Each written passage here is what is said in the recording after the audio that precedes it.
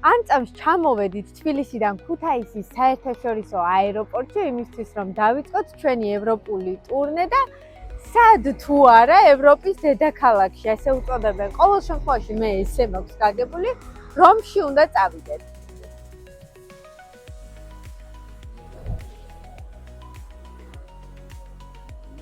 თქვენც რომში მიდიხართ? ჩვენც პირველად ვართ ქუთაისის აეროპორტში და ეხლა ვცდილობთ რაღაცებში გავიდეთ. ადგილები გაქვთ ჩეკინი? აქ უნდა დაველოდოთ ჩეკინი რო გამოცხადდება, ხო? ონლაინ მაქვს გამკეთებული ჩეკინი. ადგილებიც გვაქვს, ვიცით რომელ ადგილებზე ვსწრებით. მოკლედ, დღემდე დარჩენილია ზუსტად 3 საათი და ჩეკინი ჯერ არ გამოცხადებულა და მანამდე გეტყვით როგორ ჩამოვედით ქუთაისამდე. ეხლა ქუთაისამდე ჩამოსვლა თბილისიდან არც ისეთი რთულია, მაგრამ საკმაოდ კომფორტულად ვიმგზავრე ჯორჯიან ბასის ავტობუსით, რომელიც ახალ რეგულაციებს დაექვემდებარა და უკვე გადის თბილისის ცენტრალიდან პირდაპირ ქუთაისის აეროპორტის მიმართულებით. რაც შეეხება ბილეთის ღირებულება არის 25 ლარი და შეძენა შეგიძლიათ ბილეთები ჯიზე. ერთი მინუსი არის ის, რომ წინასწარ არ ირჩევთ ბილეთების ადგილს, ანუ ბილეთებს ადგილი არ აქვს მინიჭებული და ასე ვთქვათ დასწრებაზეა ჩასხდომა იმისთვის, რომ კარგი ადგილი დაიკავოთ. მე გირჩევდით, რომ მინიმუმ 9 საათით ადრე მაინც მიხვიდეთ ავტობუსთან, რომ თქვენთვის შესაფერისი ადგილი დაიკავოთ და იმგზავროთ. თუმცა საკმაოდ კომფორტული, სწრაფი და მართლაც ფრენებზე მორგებული გრაფიკია, ვინაიდან მოგეხსენებათ, რომ გაფრენამდე 3 საათით ადრე აუცილებლად უნდა გამოცხადდეთ აეროპორტში. ბევრი ვიარეთ, ცოტა ვიარეთ, მოვედი აი აქ სმარტის პატარა კაფეში, სადაც ყავას დავლებ და ჩასხდომამდე ცოტა დროს გავიყვან, მოვისვენებ, დავჯდები დასაჯდომი, რომ ვნახე ეს უკვე ძალიან დიდი მიღწევაა. და აი, ვართ მოლოდინის რეჟიმში, დაახლოებით 1:30 დარჩა ჩვენი თვითმფრინავის აფრენამდე, გავიარეთ ყველა ის რეგისტრაცია და ის რიგი, რაც უნდა გაგველოს და მინდა გითხრათ, რომ საკმაოდ დიდ რიგში ვიტეკით, თუმცა პასპორტ კონტროლის შემდეგ, თუ ვარგი გაქვთ პრიორიტეტი, ძალიან მარტივად ურიგოდ გაივლით შემდგომ ეტაპებს და მოხვდებით ზუსტად ამ სივრცეში, სადაც უბრალოდ უნდა გასხდეთ და დაელოდოთ თქვენი ჩამოსხდომის გამოცხადებას.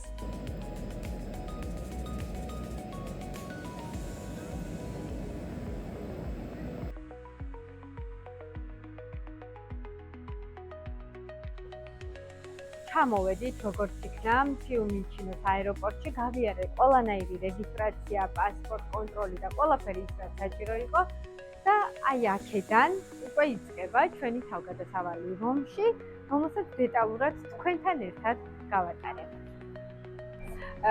ერთი პატარა გამოცდილება უნდა გაგიზიაროთ, სხვათა შორის ავიღოთ ბილეთები, როგორც კი გამოდიხართ მარტივად, ძალიან მარტივად შეგვიძლიათ აიღოთ ბილეთები, როგორც ასე ვთქვათ, ქეშით, ასევე ბარათით, სულ რაღაცა 9 евро ღირს ერთი ბილეთი. აეროპორტიდან მოვედით რომა ტერმინში, სამგზავრო ავტობუსით, საკმაოდ კომფორტულად ვიმგზავრეთ, დაახლოებით 9 საათი დაგვჭირდა აეროპორტიდან აქამდე მოსასვლელად და რომა ტერმინში აღმოვაჩინეთ სივრცე, რომელსაც ქვია food market-ი და ეხლა მე თქვენთან ერთად დაგათვალიერებინებ და მე რამეს ავარჩევ, აუცილებლად დავაგემოვნებ და გაგიზიარებთ შთაბეჭდილებებს.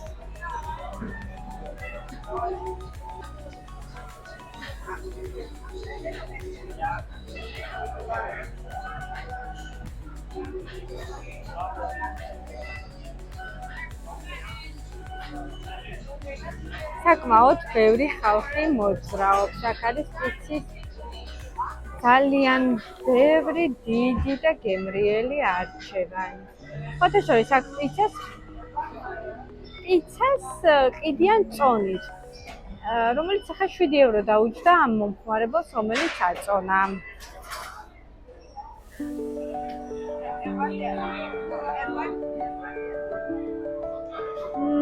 ტკბილეულის კუთხე.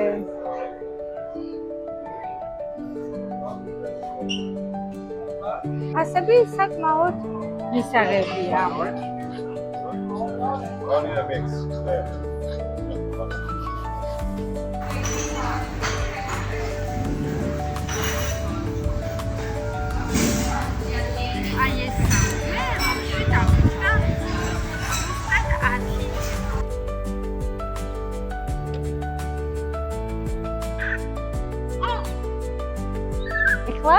ვენეციის სასახლეში ვიმყოფებით, რომელიც მდებარეობს ვენეციის მოედანზე. თავდაპირველად ეს სასახლე 1455 წელს აშენდა და განკუთვნილი იყო რომის პაპის რეზიდენციად. შემდეგ კი უკვე ვენეციის ელჩების საცხოვრებელ რეზიდენციად გადაიქცა. დღეს ეს ყველაზე პოპულარული ადგილია ტურისტებისთვის. აქედან მთელს რომზე იშლება თითქმის ყველა მხარეთ არაჩვეულებრივი ხედი, ხელის გულზე მოჩანს ყველა ის ღირსშესანიშნაობა. მე მაპატიეთ, ძალიან ცხელა აქ და ცოტა უკვე რთულია, მაგრამ აუცილებლად უნდა ჩავწერო ეს ვიდეო.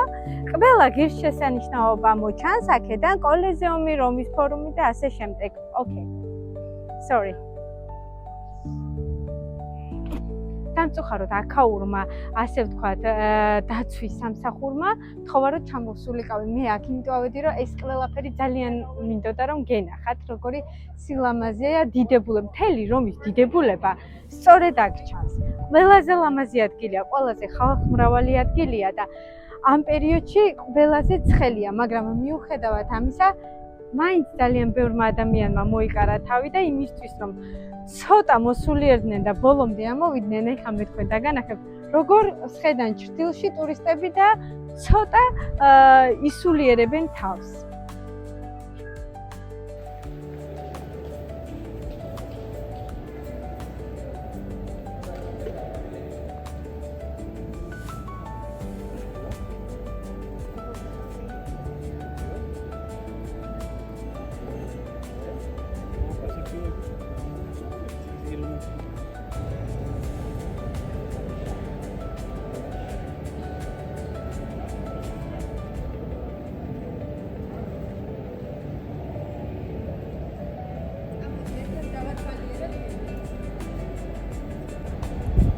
ვენეციის სასახლიდან ხედებით ტკბობის შემდეგ გადავწყვიტეთ გადაგვენაცვლა შიდა სივრცეში, სადაც მე-19 საუკუნის მუზეუმია წარმოდგენილი.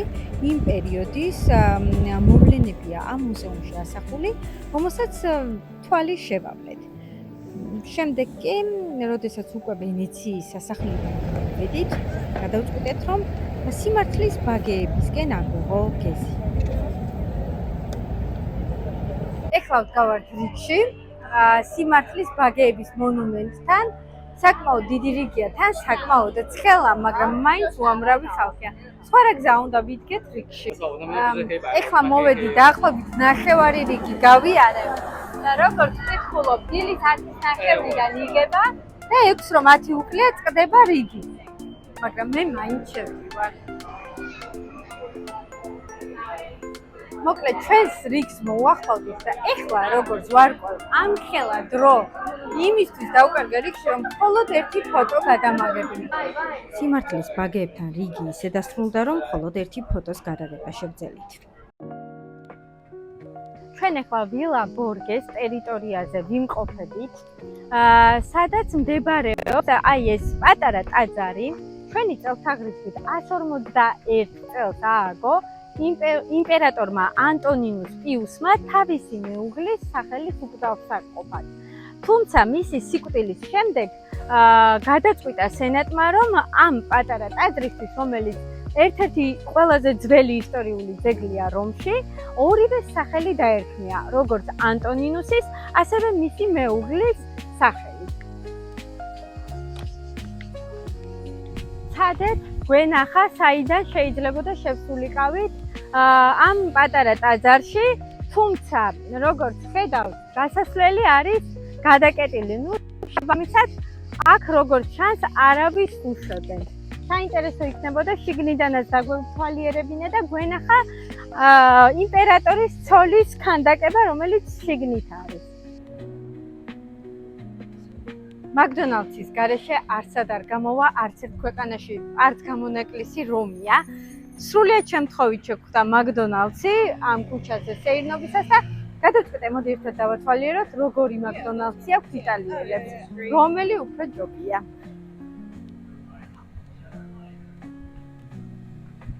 ავედით. რომაული მაკდონალდსი სიმართლე რომ გითხრათ, ინტერიერით მე ძალიან მაინტერესებს. კარი ძღია დაქვს და ესე იგი სტუმართ მოყვარეები არიან. დარწმუნებული ხარ რომ მაკდონალდსში ვარ? პირდაპირ ხდება რომაული ქანდაკებები. ძალიან ლამაზი გარემოა უკვე.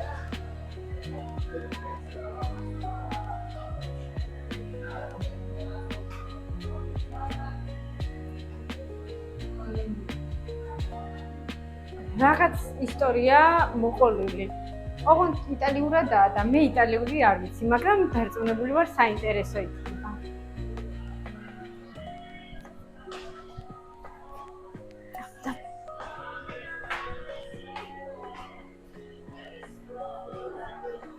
ძალიან დიდია. სივრცე საკმაოდ დიდია. არ გინდათ გავიგოთ როგორია ფასები აქ? მოდი ვნახოთ ახლა Big Mac-ი რა არის ჩემი საყვარელი ბურგერია მაკდონალდსის მენიუში.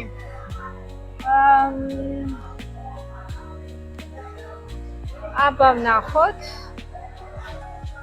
Big Mac-ი 6 ევრო და 10 ცენტი.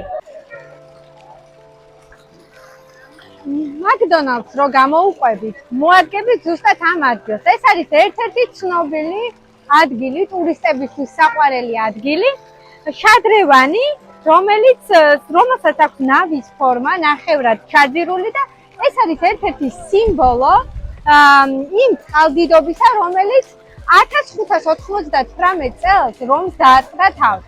და ეს სიმბოლო შეიქმნა მე-16 საუკუნეში. აქედან წყალი ისმევა და საკმაოდ გემრიელია.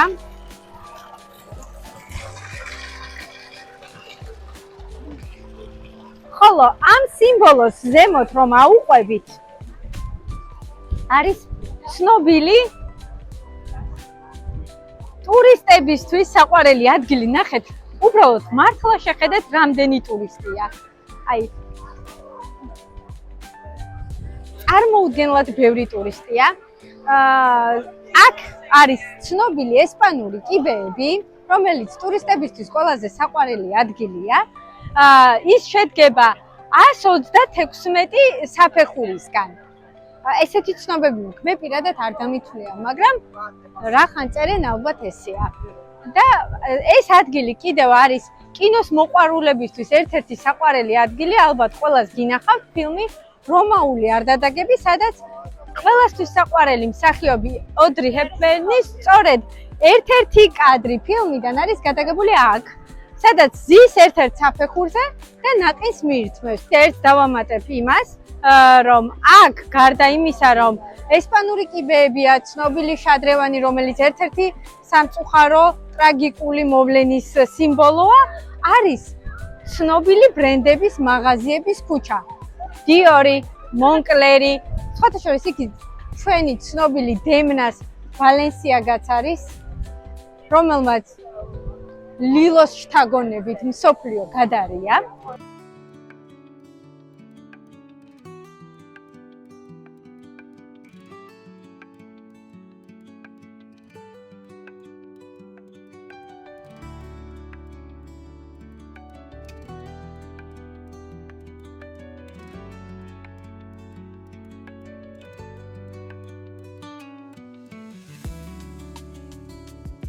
წრევის შადრევნამდე მოვედით, მაგრამ აქაც როგორც ყველგან ძალიან ბევრი ხალხია და ძალიან დიდი რიგია. ეხლა ვეცდები რომ როგორღაც ამ რიგში გავახწერო, ჩავიდეთ ცოტა უფრო ახლოდან ნახოთ წრევის შადრევანი. ცენტრალურ ადგილამდე მოვედით, ეხლა მონეტის გადაგდების დროა, სურვილს ჩავიფიქრეთ, მაგრამ სანამ მონეტას გადავაგდებ, კიდევ ერთ ინფორმაციას მოგაცდით. სტატისტიკურად წრევის შადრევანში ყოველდღიურად 3000-მდე ევრო გროვდება. ანუ ამ აუზიდან 3000-მდე ევრო ამოაქვს. ჩაუთქვავ სულს. ჩემ წვრილს შევიტან.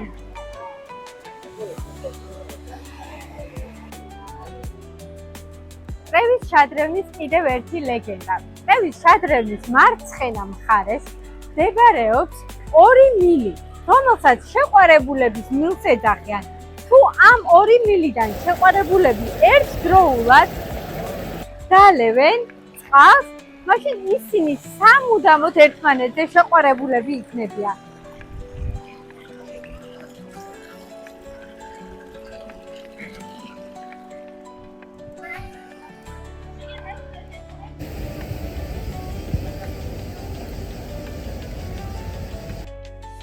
ჩვენც მოვედით კოლეზიუმში. მოგეხსენებათ, რომ კოლეზიუმის ბილეთები მე თბილისიდან წინასწარ ვიყიდე, იმისთვის რომ არ გარიყავი რიგში. როგორც მეფმა გვიჩვენა, მოვედი სწორედ ამ ადგილზე, აქედან არის შესვლა და სიმართლე რომ გითხრათ, რიგს ვერ ვხედავ და ეს ის განსხვავება თუ არა, რომ წინასწარ ნაყიდი ბილეთებით აქ მოვდივარ, ჯერ არ ვიცი, მაგრამ ეხლა ერთად ვნახოთ, შევიდეთ და დავათვალიეროთ კოლეზიუმი. ფას რაც შეეხება, თბილისში ტიკეტს არის ოფიციალური გვერდი, სადაც იყიდება იტალიის ღირსშესანიშნაობების ბილეთები. შევიძინე მთლიანი პაკეტი ვატიკანის და კოლიზიუმის ერთად და 2 ადამიანის ბილეთები საერთო ჯამში, როგორც ვატიკანი, ასევე კოლიზიუმი, დაჯდა $155. ეხლა შევალთ, ერთად დავათვალიერებთ კოლიზიუმს. მოდი შევიდეთ ეხლა და ერთად ვნახოთ რა დაგვხდება შიგნით. მოკლედ, ჩვენი ონლაინ დაჯავშნილი ბილეთებით გვეგონა რომ პირველად დავიწყებდით მოგზაურობას კოლიზიუმიდან, მაგრამ აღმოჩნდა რომ სულ ყველაფერი სხვანაირად ყოფილა. პირდაპირ ბილეთები აწერია რომ ეს არის digital tickets, მაგრამ თურმე უნდა მივიდეთ ჯერ ოფისში, გავანაღდოთ ასე ვთქვათ, გავარეალუროთ და ხელშესახები გავხადოთ ჩვენი ბილეთები. შემდეგ მივდივართ და ვიწყებთ მოგზაურობას რომის ფორუმიდან. მხოლოდ ჩვენს მიერ ნაყიდი ონლაინ ტიკეტიდან უნდა შევიდეთ 4-ის ნახევრისთვის კოლიზიუმში. თუმცა კოლიზიუმში 4-ის ნახევარზე რომ შევიდეთ, მინიმუმ 15 წუთით ადრე მაინც უნდა ვიყოთ იმ შესასვლელთან, სადაც წეგან მე თქვენთვის ვიდეო ჩავწერე, როცა მეგონა რომ ონლაინ ტიკეტი განაღდებული მქონდა და ურიგოდ შევიდოდი უპრობლემოდ კოლიზიუმში. მაგრამ არა უშავს, რომი უნდა დავათვალიეროთ, ეს საოცრებები უნდა ვნახოთ, თქვენთან ერთად ვნახავთ, თქვენთან ერთად დავათვალიერებ. ეს არის რომის ტრიუმფალური თაღი. ეხლა როგორც ჩანს, მიმდინარეობს რეკონსტრუქცია რომის ტრიუმფალური თაღის.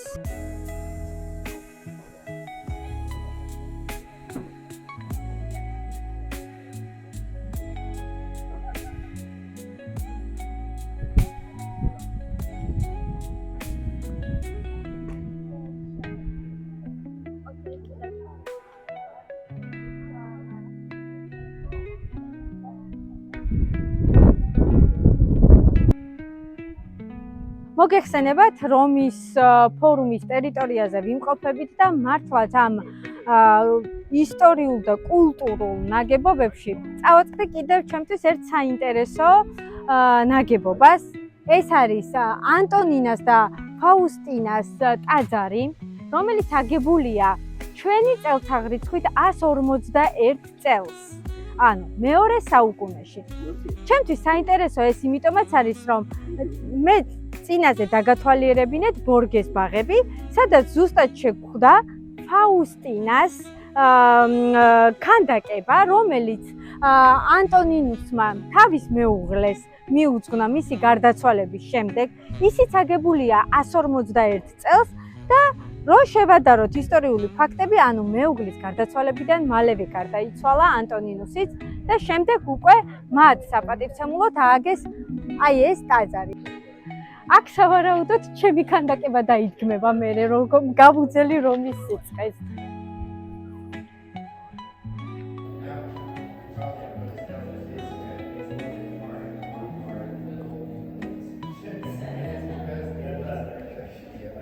Because it was not designed for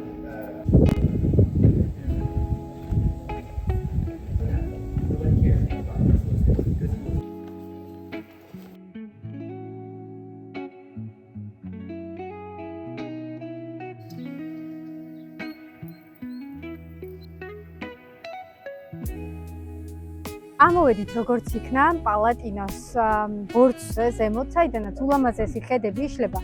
თუმცა ჯერ სტუმართმოყვარე არსებები დაამხდნენ, რომლებიც კამერას საერთოდ არ იღებიან და უფრო მასპინძლობის ფუნქცია აქვს.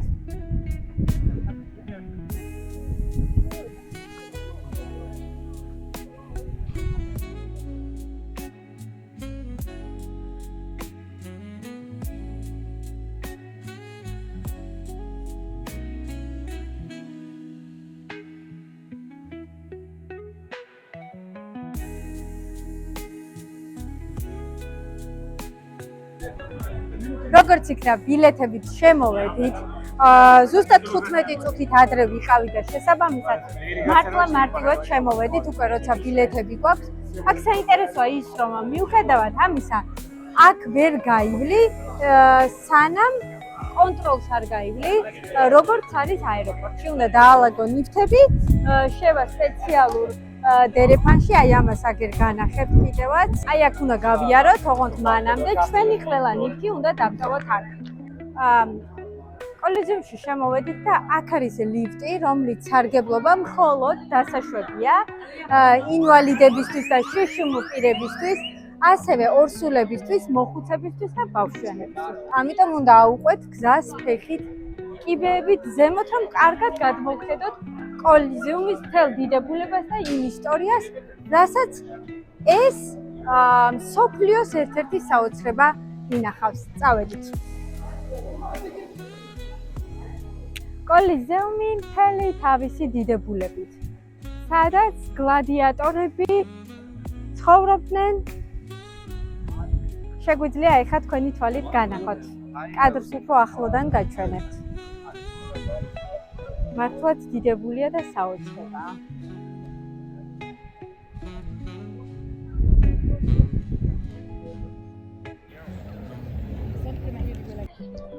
დღევანდელი დღე უნდა დავუთმოთ ვატიკანის დათვალიერებას.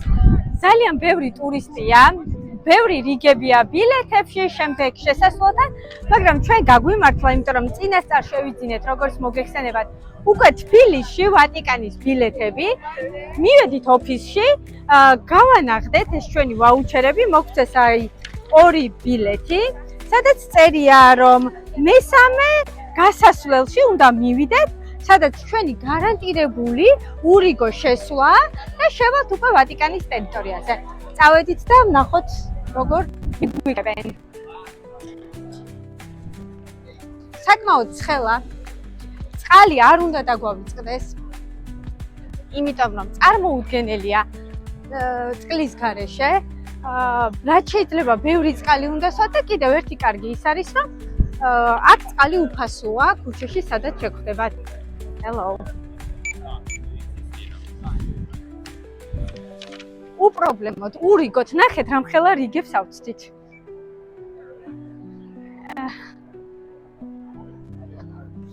პირდაპირ შევდივართ ვატიკანის მუზეუმში. აქედან იწყება როგორც ჩანს ტური, ყველა აქედან შედის, აქ არის მთავარი შესასვლელი. ყველგან ვცდილობთ, რომ ჩრდილში ვიაროთ, სადაც ყია შესაძლებელი, იმიტომ რომ მართლა წარმოუდგენელი სიცხეა. საკმაოდ ნესტიანი ჰავა, რაც ალბათ განპირობებულია იმით, რომ რომს პრინციპში გარშემო ხმელთაშუა ზღვა გრავს, ორგანიზმი რო არ გამოიფიტოს წყალი, სხვათა შორის ვატიკანთან გაორმაგებული ფასი გირს წყალი, ისე წყალი გირს 50 ცენტი 1 ევრო, თუმცა ვატიკანთან 2 ევრო და 50 ცენტი გირს 1 აი ეს ნახევარლიტრიანი პატარა წყალი. ისევე როგორც კოლიზიუმში შესვლისას, ისევე როგორც აეროპორტში, ჩანთები უნდა დავაწყოთ და გავიაროთ შემოწმება უსაფრთხოებით. შემოვედით ვატიკანის მთავარ შემოსასვლელში და აქ იმდენი მუზეუმის ჩამონათვალია, რომ სიმართლე რო გითხრათ, არც ვიცი საიდან დავიწყო, მაგრამ დიდი სურვილი მაქვს, რომ თითქმის ყველაფერი მოვინახულო და ავიდეთ და ვნახოთ.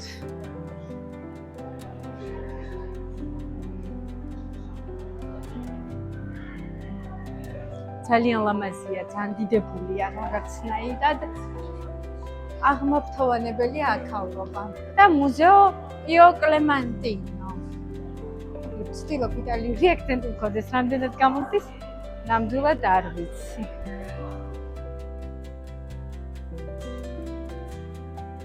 მოკლედ, აქამდე მეგონა რომ ძველი რომის ისტორიის დასათვალიერებლად მოვედი, თუმცა ვატიკანში რაც შემოვედი, ჯერ ეგვიპტეში მოგზავნო. ვატიკანში როგორც კი შემოხვალ პირველივე მუზეუმში, რისი დათვალიერება შეგიძლიათ? ფაქტობრივად ბევრ რამეს გაიგებ ეგვიპტეზე. საოცარი გარემოა, მართლა ძალიან ლამაზად არის ყველაფერი გაკეთებული.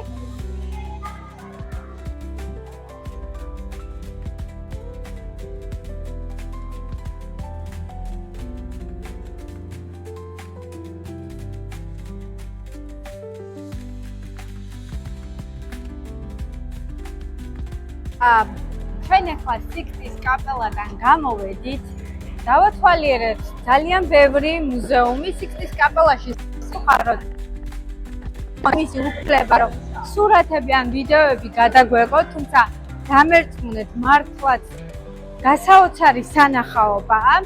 ასევე ძალიან ბევრი მუზეუმი ვნახეთ ძველი რომაელი იმპერატორებისა თუ ღმერთების ქანდაკებები. მოკლედ ძალიან ლამაზი იყო. სანახავადაც, დასათვალიერებლადაც და კიდევ რაც ყველაზე მნიშვნელოვანია, ძალიან დიდი შრომაა ჩადებული ამ ყველაფერში, ამის წავითეთით. ხო მართლა ეს კიბეები ერთ-ერთი სავიზიტო ბარათია ვატიკანის, რომელსაც აუცილებლად ჩავივლით თქვენთან ერთად და სურათებსაც გადავიღეთ.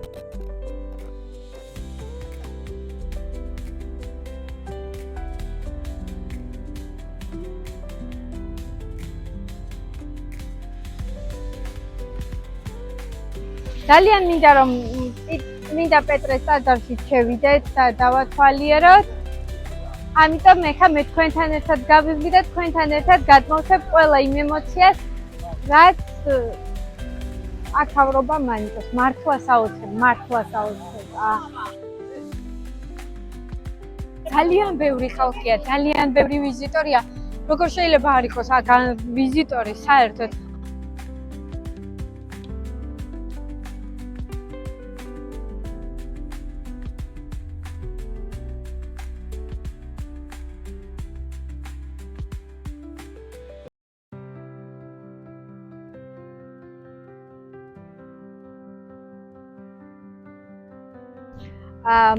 მოვდიოდი ვენეციის სასახლიდან და სრულიად შემთხვევით რომის საგამოფენო სასახლეში წავიკითხე ესეთი ბროშურა, რომ აქ ამჟამად მიდის და მიმდინარეობს დოლჩე და გაბანას ნამუშევრების გამოფენა.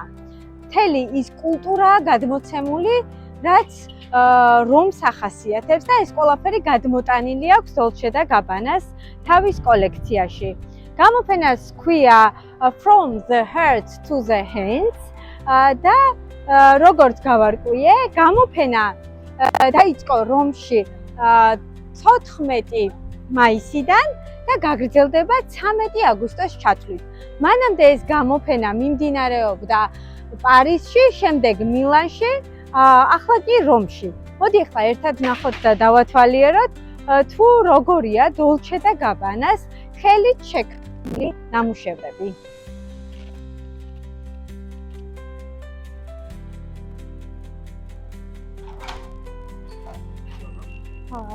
ბილეთების საყიდლად შემოვედით. ჯერ ჩემს წინ რიგია, ახლა მივალ და უკვე ვიყიდი ბილეთებს და დეტალებს გაგაგებინებთ. Hello. I want to buy 2 tickets for 2. ერთი ბილეთის ფასი, როგორც Thank you. ერთი ბილეთის ფასი, როგორც გავარკვიეთ, ღირს 18 евро. უпростоრად 19 евро. მე მოგდადიეთ, ორ ბილეთში გადავიხადეთ 38 евро მომცეს ბროშურა, სადაც ასევე 14 ლოკაციაა. დოლჩე და გაბანას გამოფენის სხვადასხვა ოთახები.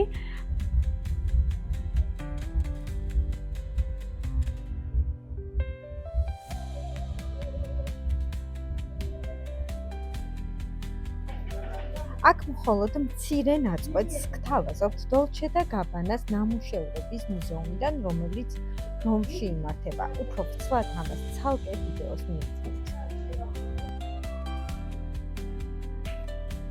დოლჩე და გაბანას მუზეუმით დამთავრდა ჩვენი ვოიაჟი რომში. ახლა უკვე სახლისკენ დაბრუნების დროა სამშობლოში.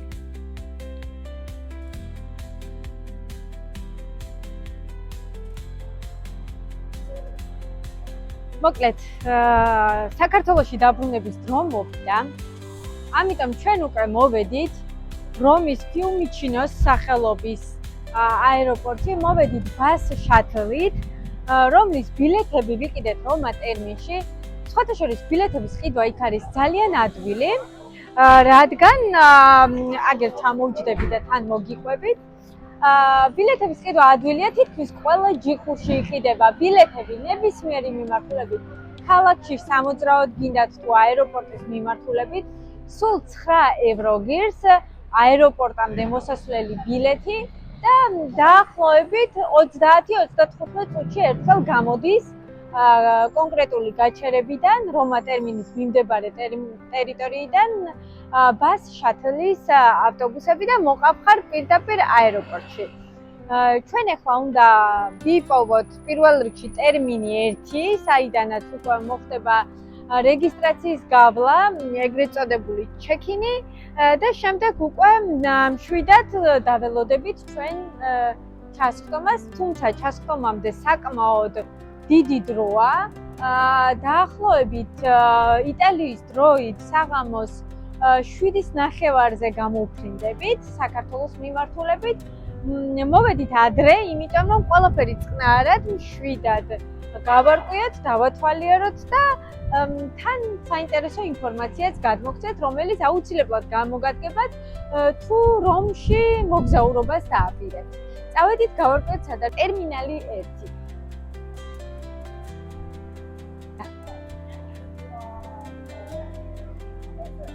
და აი, ვიპოვეთ ჩვენი ტერმინალი 1. მოვაგენთ რთული მოსაგნები ნამდვილად არ იყო. უბრალოდ გამოვუყევით გზას, აი ზუსტად იქითა მიმართულებიდან T3, სადაც აწერია ტერმინალი 3-ია. მერე ტერმინალი 1 მოდის. აღოთ ეხლა ნუ იკითხავთ სად არის ტერმინალი 2, არ დამითვალიერებთ. ეხლა შევალთ და უკვე კონკრეტულად გავიგებთ თუ საიდან იქნება რეგისტრაცია, ჩეკინი და შემდეგ უკვე ჩასხდომა. ყველა დეტალს აუცილებლად გაგაცნობთ. წავედით.